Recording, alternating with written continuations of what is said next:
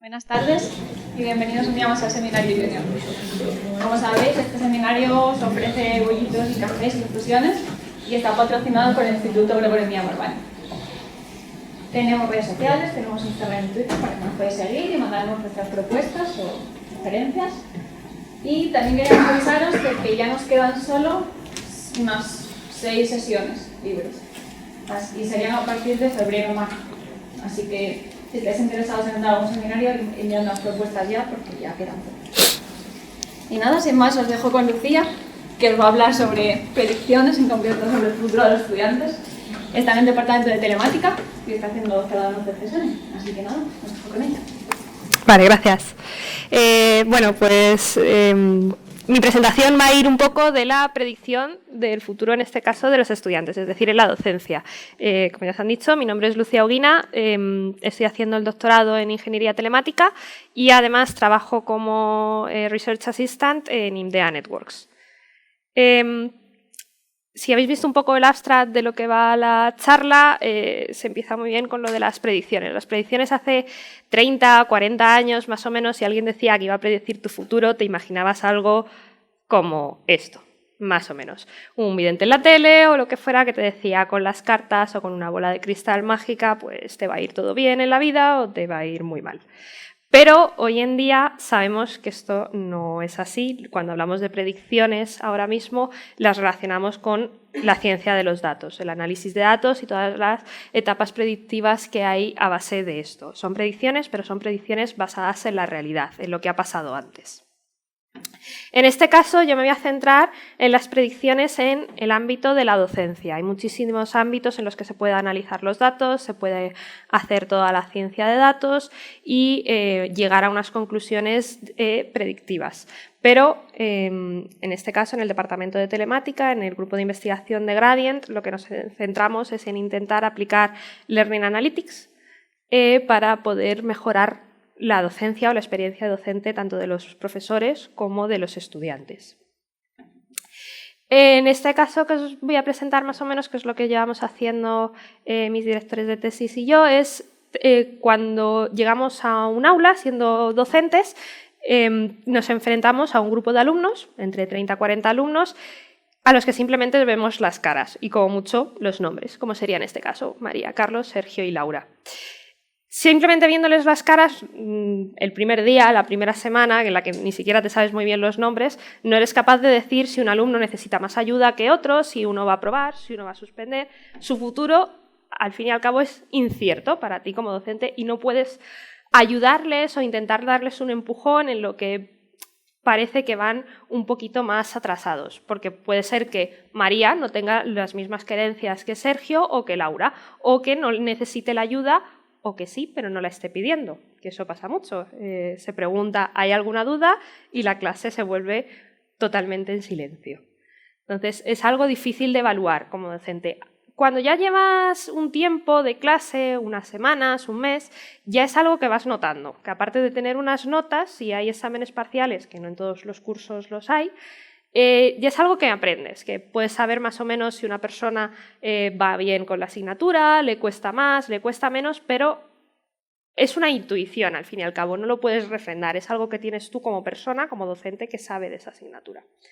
Entonces, ¿realmente hay algo que podamos hacer para atestiguar si una persona va a aprobar o va a suspender o está teniendo problemas con dicha asignatura? Pues nosotros lo que hicimos fue un experimento. En un curso experimental de esta misma universidad, en el grado de Ingeniería de Tecnologías de la Telecomunicación, en una asignatura hicimos toda la parte del análisis de datos. En este caso voy a presentar 2 cursos que se hicieron, 2017 y 2018. En 2017 se tuvieron 124 alumnos analizados y en 2018 168. La estructura del curso es más o menos la siguiente. Es un curso que sigue la evaluación continua, ¿vale? Tenemos tanto un examen en la semana 4, que comprende ciertos temas de sincronización, etcétera, un proyecto de parejas que va desde la semana 4 hasta la semana 8, que entregarían en la semana 8, junto con un examen de ese proyecto. Luego tenemos un proyecto en equipos, que va desde la semana 8 hasta entre la 12 y la 13, con un examen de ese mismo proyecto. Y por último, esas últimas semanas son las de Navidad, en las que por lo general los alumnos no hacen mucho, pero a veces hacen algo y tendrían el examen final. Con todo esto, lo que recogemos nosotros, al ser una clase, es una clase normal, recogemos ciertos tipos de eventos. Sin embargo, esta clase se englobaría en el término de Blended Environment, porque no es un online, sin más, ¿vale? No solo tienen, como en los MOOCs o en cursos online de ciertas SPOCs y demás, no tienen solo el material online, tienen también clases presenciales, es una asignatura de esta universidad, pero tienen muchísimo componente, muchísimo trabajo que tienen que hacer en su casa o pueden acceder a los recursos de forma online. Entonces, la parte de presencial, lo que recogíamos de ello eran las notas de sus exámenes de evaluación continua durante el curso. Y en online lo que realmente cogemos es un procesador de eventos que nos dice qué están haciendo los alumnos en su casa, en qué están trabajando, si están trabajando debugueando el código, compilando el código, pasándole, por ejemplo, es una asignatura de C, pasándole Valgrind, etc. Tenemos también la recolección de eventos web, ¿vale? Porque tenemos la asignatura del curso en un servidor del departamento y podemos recoger todos los eventos web que realizan los alumnos. Como se tienen que meter con su usuario, no hay ningún problema porque nadie externo de la asignatura se tiene por qué meter.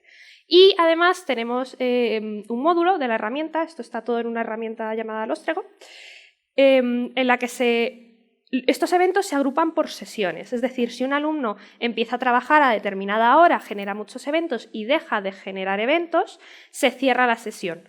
Si tarda más de 45 o 60 minutos, eso es configurable, se puede ver porque la literatura no se pone muy de acuerdo entre si 45 es el mejor tiempo o 60. Si deja de generar eventos durante ese tiempo, se para la sesión de trabajo. Entonces tú puedes ver si un alumno en una semana ha tenido 2, 3, 5 sesiones de trabajo, dependiendo. Con todo esto se recogieron un montón de eventos, tanto en 2017 como en 2018. 2017 sería este, 2018 sería este otro. Se puede ver que en 2018 hay más eventos, no es por nada, no es porque los alumnos se pusieron a trabajar como locos en 2018 y en 2017 no hicieran nada, no, es porque se recogían más eventos web. Estaba más disgregada la parte de web. Era más específica. Pero por lo general se puede ver que los alumnos tienen picos de trabajo. El pico más grande son las entregas de proyecto de parejas, que es donde más caña le meten, cosas así. Por ejemplo, los bajones suelen ser los fines de semana, etc. O sea, se puede ver que no es algo homogéneo. Los alumnos no trabajan todos los días igual y es algo esperable. Aparte de esto, de toda la parte de los eventos que recogemos, de las notas y demás, que son parámetros predictivos muy potentes, sobre todo las notas, porque es algo que al final entra dentro de la fórmula de la nota final, con lo cual está totalmente correlado. Tenemos también el Self-Regulated Learning, o el aprendizaje autorregulado. Esto es una herramienta que puede ser muy potente de forma predictiva, pero hay que tener mucho cuidado con ella, porque implica tanto cómo se organizan los alumnos su tiempo propio fuera de las clases, cómo aprenden, si tienen un tipo de mecanismo de aprendizaje que va de una manera o de otra. O sea, es muy personal y es algo que no se puede saber como unos eventos que sabes perfectamente cuando el alumno está delante del ordenador o no. En este Self-Regulated Learning normalmente lo que se usan son cuestionarios. Cuestionarios que están validados por la literatura, están validados por psicoanalistas, etcétera, de por qué se usan ciertas preguntas, qué es lo que demuestran y demás. El problema es que no están validados sobre si esos alumnos realmente lo que están poniendo es verdad. O sea, si ellos saben si realmente, por ejemplo, se estructuran el trabajo. Porque yo puedo decir, no, yo me estructuro genial el trabajo, yo trabajo todos los días. Y yo me lo creo. O sea, yo digo, sí, yo lo hago todos los días, pero luego me pongo a ver realmente los logs de lo que he estado haciendo y no es verdad.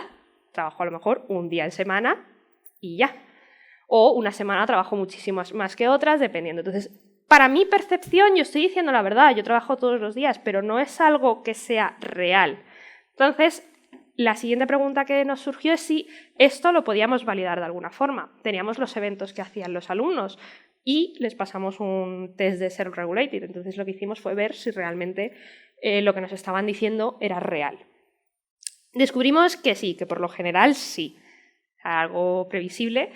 Entonces lo que hicimos en 2018 fue pasar un test que tenía un montón de preguntas, pero la que más nos importaba era la parte de cómo se organizaban en el tiempo. Si se organizaban en una sesión justo antes del examen, es decir, me lo estudio todo, me pego un atracón y voy para adelante, que es algo que idealmente no sería muy bueno porque significa que no le estás dedicando además una asignatura muy práctica, con lo cual no es algo que en las previsiones o en las predicciones diera una buena señal de que estás aprovechando la asignatura.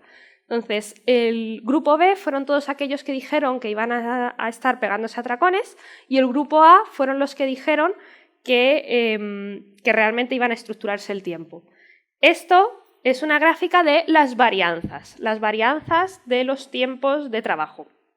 Se cogieron todas las sesiones que se hacían de los eventos, todas las sesiones de trabajo de los alumnos, y se aplicó una varianza por semanas. Se juntaron todos los tiempos, se normalizó y se aplicó una varianza por semanas. En la varianza por semanas lo que se vio es que normalmente los del grupo A, que es el rojo, los del grupo A están en unas varianzas mucho más pequeñas, es algo que por lo general nos dice que se estructuran más el tiempo. Como siempre hay excepciones, pero eso es todo. Pero por lo general se estructura mucho más el tiempo que los azules, que tienden a tener unas varianzas un poquito más elevadas. Con todo esto hicimos nuestro algoritmo de predicción, tanto con los eventos, con el SRL, metiendo todos los parámetros. Y lo que nos dio es que simplemente en la primera semana teníamos una accuracy ya de un 70%, en saber si alguien iba a aprobar o a suspender la asignatura.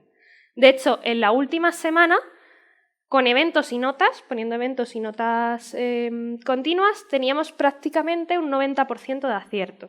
En la última semana está claro, está todo el pescado vendido, como decimos, pero en general es algo que se nota muy bien en la 10ª semana y todavía nos quedan 10 semanas de curso. Las otras gráficas son precisiones, especificidad y sensibilidad, más para saber si realmente solo la accuracy no vale como tal, pero es para redondear un poco más el estudio. Entonces, al final, en general, lo que vimos es que si teníamos una clase de la que no sabíamos nada más entrar, en una semana podíamos saber con un 70% de acierto quién iba a aprobar o quién iba a suspender, en solo una semana de curso. Esto, al final, es algo que, dicho así sin más, decimos, bueno, vale, sí, sabemos quién va a aprobar o suspender, pero ¿de qué nos podría servir esto? Hay muchas aplicaciones, entre otras, las que se nos han ocurrido, que por supuesto siempre habrá más. Mejora del aprendizaje. O sea, si por ejemplo podemos saber exactamente qué semanas son las que pierden a los alumnos, ejemplo, temas que no se entiendan bien, que necesiten más trabajo, que se vea que los alumnos están más perdidos, porque eso se puede ver, se puede mejorar la asignatura, se puede dedicar más tiempo a esas zonas, se puede dedicar menos tiempo a otras que se entiendan mucho mejor. Enseñanza personalizada, si tú sabes que un alumno se está perdiendo, lo que habíamos dicho al principio, de que no sabes si, por ejemplo, María necesita más estímulo que Laura o que Sergio. Es una enseñanza mucho más personalizada. Puede venir un alumno a tutoría y tú ya sabes más o menos en qué zonas de la asignatura tiene más problemas. También una herramienta para el profesor.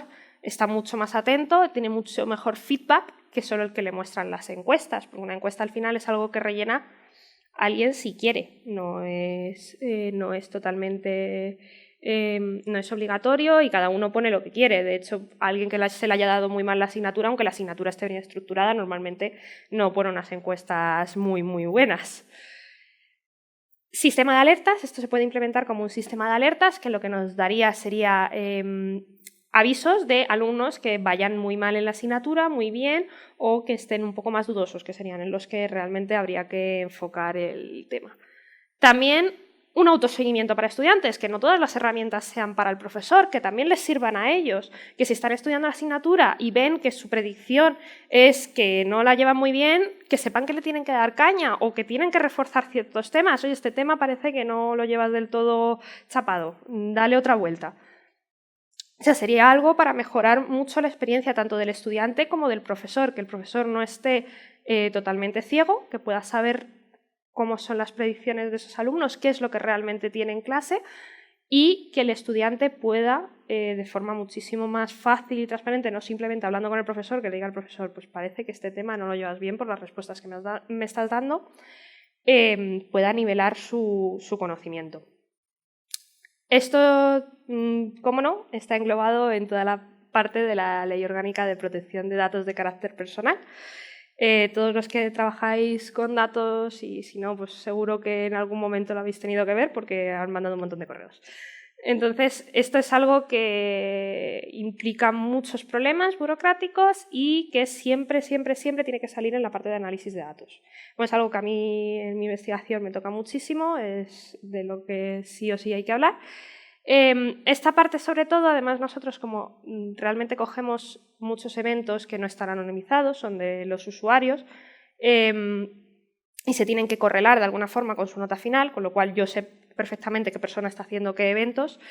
Esto entra dentro de la Ley Orgánica de Protección de Datos totalmente, y lo que necesito sí o sí siempre es la autorización del usuario, pese a que mi investigación es totalmente académica, ¿vale? Hay una normativa que dice que si el ámbito de estudio es académico y toda la ética que vas a llevar es solo investigación académica, no hay ningún problema, pero de todas formas nosotros siempre pedimos autorización y es algo que ellos pueden denegar. De hecho, hay muchos alumnos que no tienen por qué instalarse la herramienta de monitorización y no sabemos sus datos. Todo el estudio que hacemos es sobre los que tienen datos. Y en general eso sería un poco todo. Si hay alguna pregunta, queréis saber más de algún tema.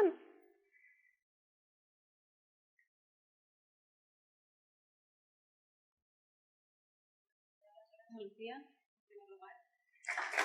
Gracias. Y ahora ya, pues, preguntas.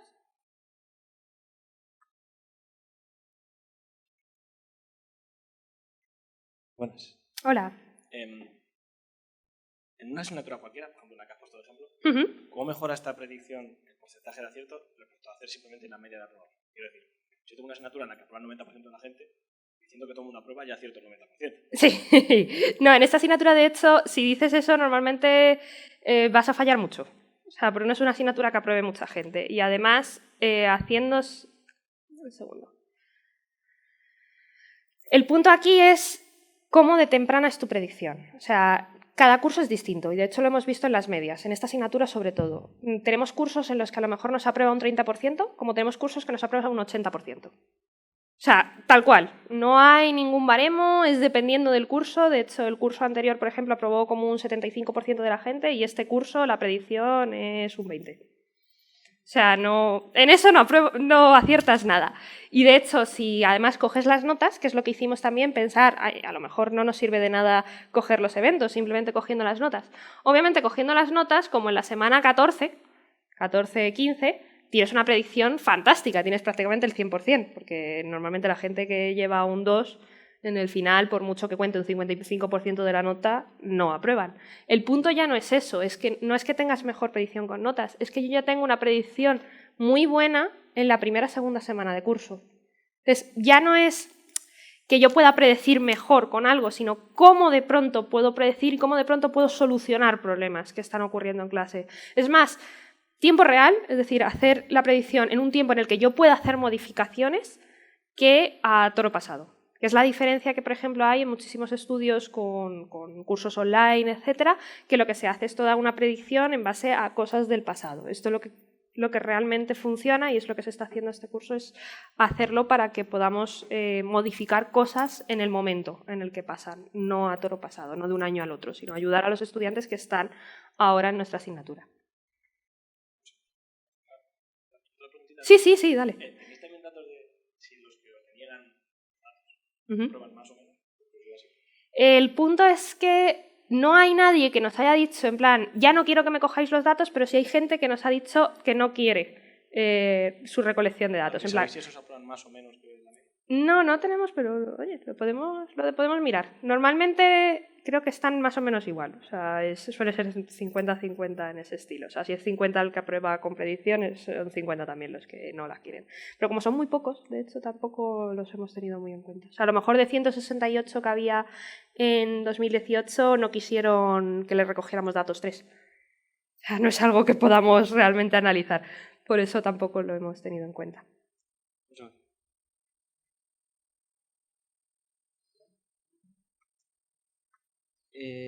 O sea, tengo una pregunta sobre si el algoritmo Ujú. coge datos pasados, datos históricos. Sí. Sí. O sea, O sea, de digamos, hecho... aprende, ¿no? Sí, aprende, sí, es Vale. aprendizaje máquina. Lo tenemos, ahora mismo está corriendo con datos de 2 cursos pasados, tanto de 2017 como de 2018 para este año. Aprende, se mete los datos de cada curso nuevo y predice con eso aprendido. Muchas gracias.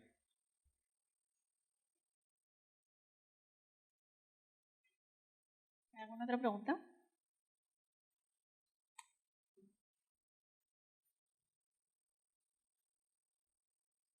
Hola, te quería preguntar, en Sí. la precisión, en Sí. la semana 2 hasta la 4 parece que baja un poco ahí la precisión para luego volver a subir. ¿Eso habéis visto por qué? ¿O? En el Accuracy también pasa.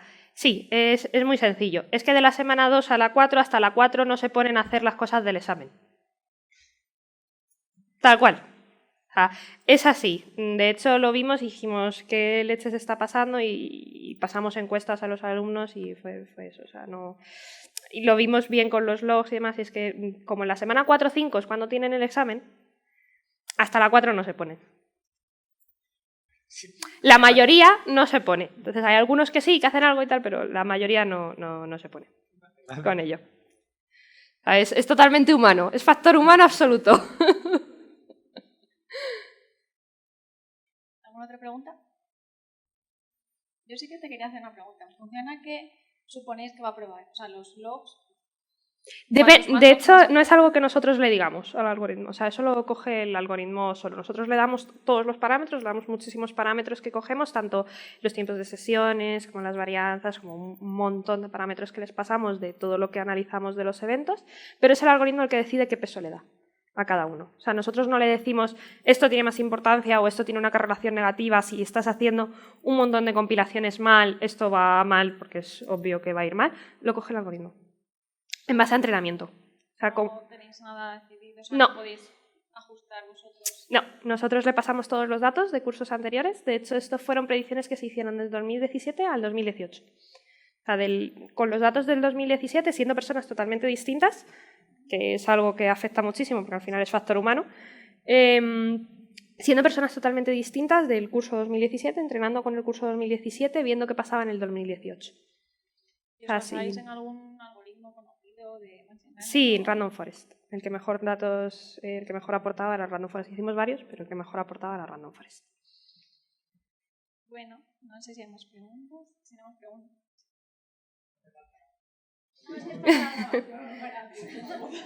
Si no, no llevaría esto. Es una pregunta muy sencilla. Sí. Quería preguntarte si el conjunto que utilizas para entrenar tu Random Forest o demás es conjunto balanceado o no, porque son datos reales de estudiantes y la representación de cada uno en cada curso también va variando. No es un conjunto balanceado, eso lo intentamos ver. El punto es que lo que sí que tenemos es intentar hacer grupo test, grupo experimental, un poco balanceado, pero como son humanos, al fin y al cabo lo que se hace es coger un curso y el siguiente, que no son exactamente iguales, pero son lo suficientemente parecidos. Pues solo es. Nada. ¿Más preguntas? Gracias otra vez. Gracias a vosotros.